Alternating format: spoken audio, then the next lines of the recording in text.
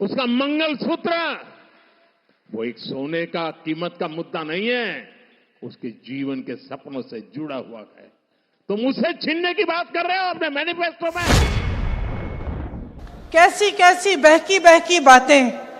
पिछले 2 दिनों में अब यह शुरू हुआ है कि कांग्रेस पार्टी चाहती है कि आपके मंगलसूत्र और आपका सोना आपसे छीन ले। तो उन्होंने कहा उनका मैनिफेस्टो देख लीजिए, इस बार का कांग्रेस का मैनिफेस्टो देख लीजिए। कांग्रेस ने अपने मैनिफेस्टो में जो कहा है वो चिंताजनक है, गंभीर है, और ये माओवाद की सोच को धरती पर उतारने की उनकी कोशिश है।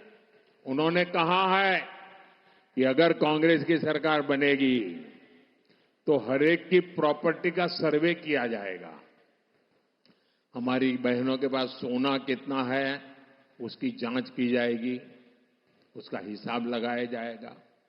हमारे आदिवासी परिवारों में चांदी होती है, सिल्वर कितना है उसका हिसाब लगाया जाएगा। सरकारी मुलाजिमों के पास कितना जगह है, क्या है, पैसे कहां है, नौकरी कहां है, उसकी जांच की जाएगी। इतना ही नहीं, आगे क्या कहा है, ये जो गोल्ड है बहनों का और जो संपत्ति है ये सबको समान रूप से वितरित कर दी जाएगी।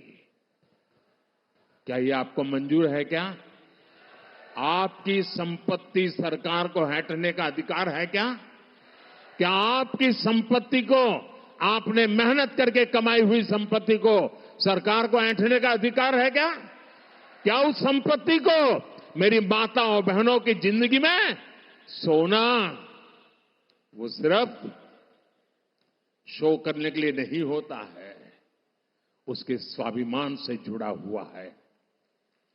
उसका मंगलसूत्र वो एक सोने का कीमत का मुद्दा नहीं है, उसके जीवन के सपनों से जुड़ा हुआ है। तुम उसे छीनने की बात कर रहे हो अपने मैनिफेस्टो में। कैसी कैसी बहकी बहकी बातें। पिछले 2 दिनों में अब यह शुरू हुआ है कि कांग्रेस पार्टी चाहती है कि आपके मंगलसूत्र और आपका सोना आपसे छीन ले। 70 सालों से ये देश स्वतंत्र है, 55 सालों के लिए कांग्रेस की सरकार रही है। किसी ने आपसे सोना छीना, आपके मंगलसूत्र छीने? इंदिरा गांधी ने अपना सोना, जब जंग हुई थी, अपना सोना देश को दिया। मेरी मां का मंगलसूत्र इस देश को कुर्बान हुआ है। सच्चाई यह है कि ये लोग महिलाओं का संघर्ष नहीं समझ सकते। महिलाओं के दिल में जो सेवा भाव होता है ना, वो सेवा भाव हमारे इस देश की सारी परंपराओं का आधार है।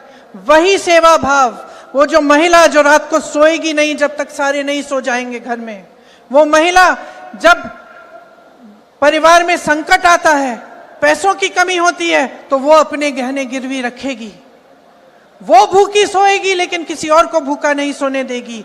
उसका संघर्ष ये लोग नहीं जानते हैं।